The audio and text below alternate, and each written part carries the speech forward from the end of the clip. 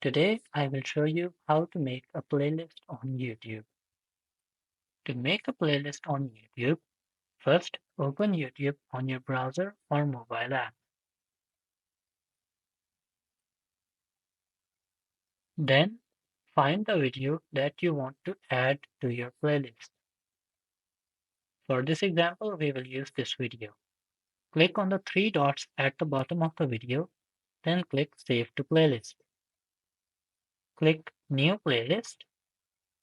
Here you can select the name of the playlist. For this one, we will type it as Playlist 1. You can change its visibility to public, unlisted, or private.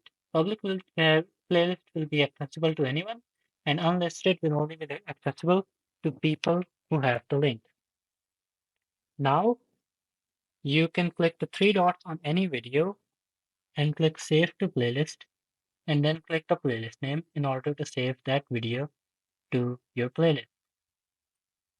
To find your playlist, go to the playlists icon at the left of your screen and click on View Full Playlist at the bottom.